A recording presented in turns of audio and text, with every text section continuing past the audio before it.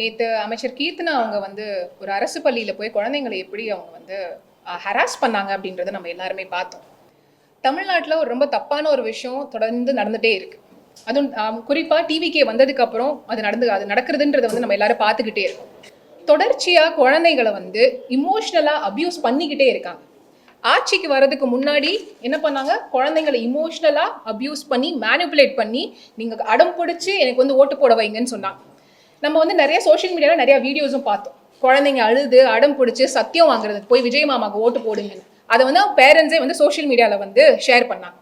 ஆட்சிக்கு வந்ததுக்கு அப்புறமும் அந்த அபியூஸ்ன்றது பார்த்தோம்னா ரொம்ப அதிகமாகிட்டே போகுது. அவங்களோட எம்எல்ஏஸ் மினிஸ்டர்ஸ் மட்டும் இல்லாமல் கட்சி நிர்வாகிகளுமே வந்து தொடர்ச்சியாக ஸ்கூலுக்கு போய், குறிப்பாக பார்த்தோம்னா சிஎம்மோட பர்த்டே அன்னைக்கு ஸ்கூலுக்கு போய் சிஎம்மோட ஃபோட்டோவை மாற்றோன்னு சொல்லி சிஎம்மோட ஃபோட்டோ குழந்தைங்க கையில் கொடுத்து அவங்கள வந்து கோஷம் போட வச்சு பர்த்டே விஷயம் சொல்ல வைக்கிறது, பாட்டு பாட வைக்கிறதுன்றது அதெல்லாம் வந்து இமோஷனல் அபியூஸ் இல்லையா? குழந்தைங்களோட ஹராஸ்மெண்ட் கிடையாதா இதெல்லாம்? இன்னொரு ரொம்ப முக்கியமான விஷயம், குழந்தைங்களை வந்து ஒரு கேடயமாகவும் பயன்படுத்துறாங்க. எதுக்கு எடுத்தாலும் குழந்தைங்களை கொண்டு வந்து முன்னாடி நிப்பாட்டுறாங்க. எல்லாரும் பார்த்தோம், அமைச்சர் சரத் அவர்கள் வந்து ஒரு ஸ்டேடியத்தில் வந்து ஒரு ஒயிட் கலரில் பவுடரை வச்சு அது ஒரு பெரிய சர்ச்சையாச்சு. அது ட்ரக்கா இல்லையான்னு இன்வெஸ்டிகேட் பண்ணுங்க அப்படின்றத ஒரு கேள்வியை நம்ம கேட்டோம். அந்த இன்வெஸ்டிகேட் பண்றோன்ற ஒரு உறுதியை கூட வந்து தாவேகா அரசாங்கத்தினால கொடுக்க முடியல. ஆனா அவரா முன் வந்து என்ன பண்ணாரு, அவரோட குழந்தைய வர தூக்கிட்டு வந்து அந்த வீடியோல எக்ஸ்பிளனேட்டரி வீடியோ கொடுக்குறாரு. என் குழந்தைக்கு தான் வந்து நான் வந்து மருந்து கொடுத்தேன் அப்படின்னு. அப்ப குழந்தைங்களை கேடயமாவும் யூஸ் பண்றீங்க, எனக்கு குழந்தை இருக்கு அதனால என்கிட்ட கேள்வி கேட்காதீங்கன்றது நிறைய தாவேகா நிறைய பேர் அதையும் வேற சொல்றாங்க. தொடர்ச்சியாக குழந்தைங்களை இந்த மாதிரி இமோஷனலாக அப்யூஸ் பண்ணுறது, கிராஸாக ஹராஸ்மெண்ட் பண்ணுறது அப்படின்றது ரொம்ப கண்டிக்கத்தக்க வேண்டிய ஒரு விஷயம். இதை தாவேகா நிர்வாகிகள், தாவேகா அரசாங்கம் அதை உடனடியாக தயவு செஞ்சு நிப்பாட்ட வேணும். குழந்தைங்களை இந்த மாதிரியான க்ரூமிங், சைக்கலாஜிக்கலாக ஒரு விஷயம் இருக்கும் க்ரூமிங்னு, அந்த மாதிரி க்ரூம் பண்ணி அவங்களை இப்படி அப்யூஸ் பண்ணுறதுன்னு ரொம்ப ரொம்ப தப்பான விஷயம். It really needs to stop. நேற்று அமைச்சர் கீர்த்தனா பண்ணதும் அந்த மாதிரியான ஒரு ஹராஸ்மெண்ட்டாக தான் நம்ம கண்டிப்பாக பார்க்கணும். அவங்க அது ஒரு கட்டம் மேலே போய் ஒரு கவர்மெண்ட் ஸ்கூலில் போய் அவங்களோட பாயிண்ட்டை ப்ரூவ் பண்ணுறதுக்காக எல்லாரும் முன்னாடியும் அங்கே கூட படிக்கிற ஸ்டூடெண்ட்ஸ் இருக்காங்க, டீச்சர்ஸ் இருக்காங்க, முகம் தெரியாத நிறையா பேர் இருக்காங்க, மீடியா இருக்காங்க, அவங்க எல்லாரும் முன்னாடியும் அந்த குழந்தைய அசிங்கப்படுத்துறது எதுக்காக? அவங்களோட பாயிண்ட்டை ப்ரூவ் பண்ணுறதுக்காக அசிங்கப்படுத்திருக்காங்க. அது அசிங்கமா இல்லை, அவங்களுக்கு அமைச்சருக்கே அசிங்கமா இல்லை? அவங்க ஸ்டேட்டஸ்க்கு அது தப்பாகவே தெரியல அவங்களுக்கு.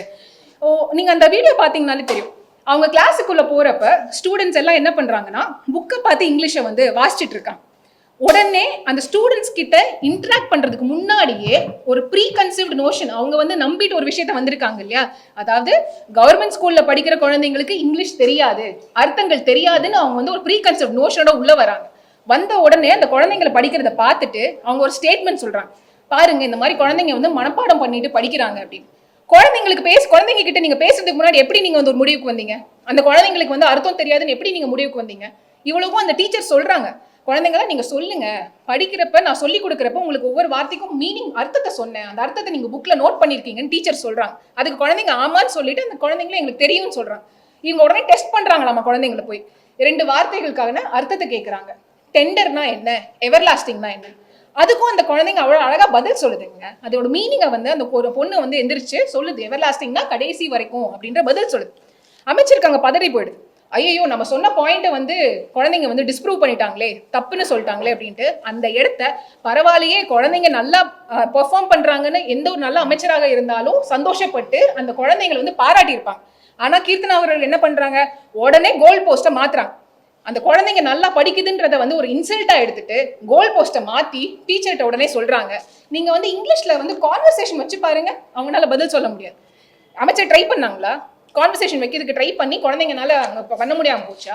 கான்வர்சேஷன் வைக்கிறதுக்கு முன்னாடி நீங்க அந்த முடிவுக்கு எப்போ வந்தீங்க, எப்படி வந்தீங்க?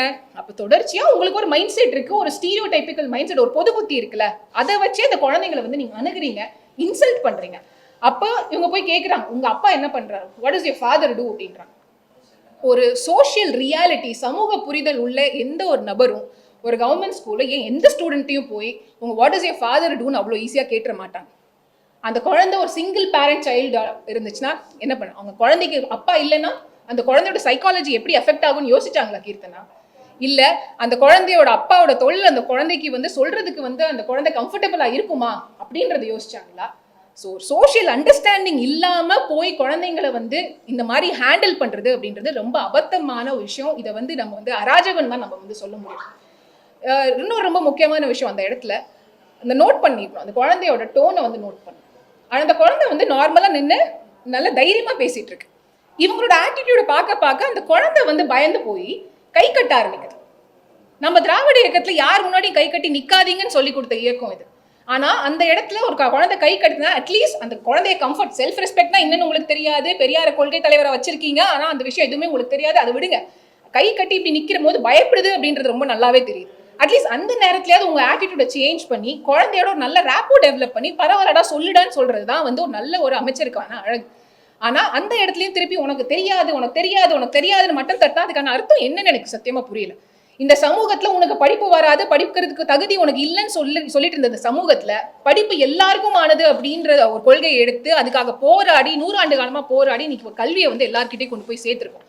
அப்படி இருக்க ஒரு சமூகத்துல எந்த விதமான வரலாறு தெரியாது, என்னென்ன போராட்டங்கள் நடந்துச்சுன்னு எதுவுமே தெரியாம அங்க போய் குழந்தைங்களை எல்லாரும் முன்னாடியும் மட்டம் தட்டி பேசுறீங்க அப்படின்னா உங்களோட நோக்கம் என்ன அப்படின்றது எல்லாருக்கும் ரொம்ப தெளிவா தெரியும்.